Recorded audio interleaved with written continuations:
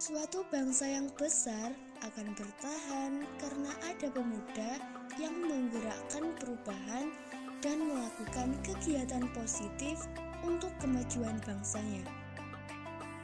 Jangan sampai pemuda malah terjebak dalam kegiatan yang tidak produktif yang justru akan menghancurkan masa depannya.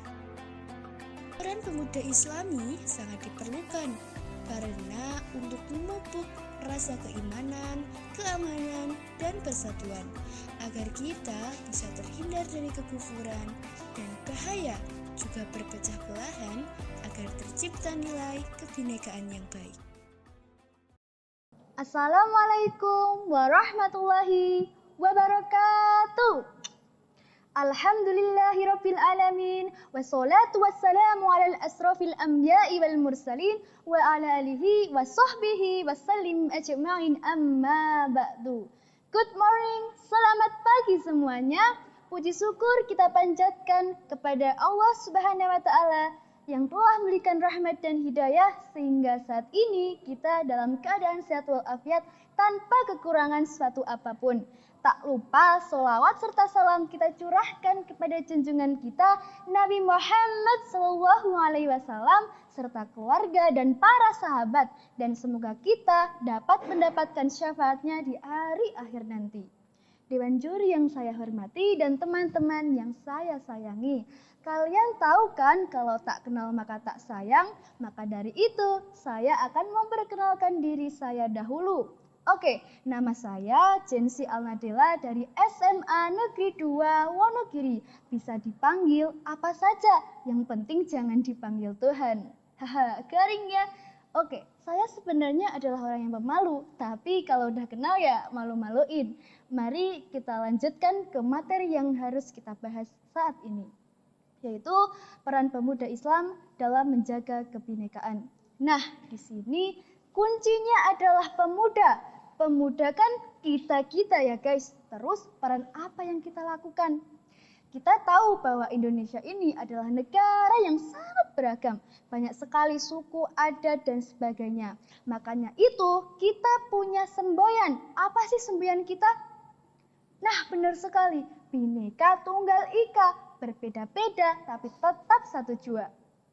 Teman-teman tahu nggak sih kalau Allah juga menjelaskan keberagaman itu dalam surat Al-Hujurat ayat 13.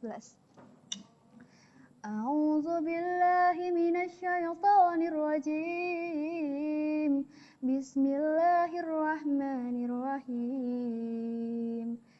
Ya ayyuhan nasu inna khalaqnakum min dzakarin wal unsa waja'alnakum syu'uban wa qabaila lita'arafu inna atrakum indallahi ataqakum innallaha alimun habir. Yang artinya, wahai manusia, sungguhnya kami menciptakan kamu dari laki-laki dan perempuan, dan kami jadikan kamu berbangsa-bangsa dan bersuku-suku, agar kamu saling mengenal.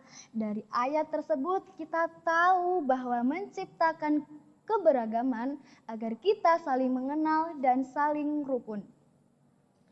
Dalam keberagaman itu harus dong memupuk rasa kebinekaan dalam diri kita. Kita ini kan pemuda ya, kita harus menjadi masa depan bangsa. Kuncinya ada di kita, apakah kita membawa kerusakan atau kerukunan. Pemuda seperti apa sih yang harus kita contoh? Kita tahu Nabi Ibrahim, dia adalah orang yang pemberani, kritis, dan revolusioner. Dan juga logis. Apa sih buktinya? Qalu sami'na fatoh yazkurukum yaqulu lahu Ibrahim. Surat Al-Anbiya ayat 60. Kami mendengar dari beberapa sumber yang meyakini ada seorang pemuda nekat yang mencela dan menghancurkan berhala-hala. Itu namanya Ibrahim. Keberanian Nabi Ibrahim itu untuk mengatakan kebenaran dapat dicontoh dari perilaku tersebut, dapat menyontohkan salah satu perilaku dari Nabi Ibrahim tersebut sebagai pemuda dan penerus bangsa. Seharusnya kita membuat negara ini menjadi lebih baik kan? Tidak hanya berani, Tapi pemuda yang baik juga perlu rasa toleransi atas keberagaman yang ada di sekitar kita. Pemuda yang baik juga harus bisa menilai dan memilih informasi.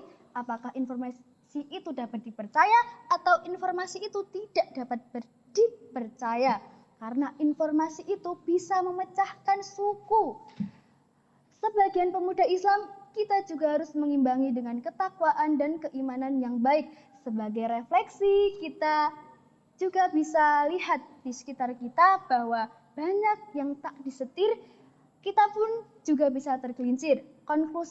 Kondisi pemuda sekarang jauh dari kata benar dan masih memiliki pemahaman yang kurang baik, maka rusaklah negeri ini.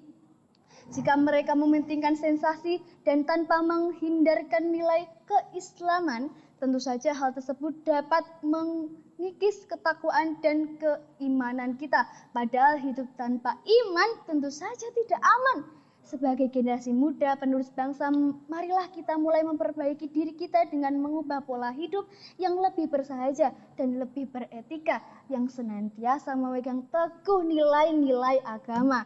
Semoga kita dapat menjadi pemuda yang berguna bagi bangsa dan menanamkan sikap kebinekaan.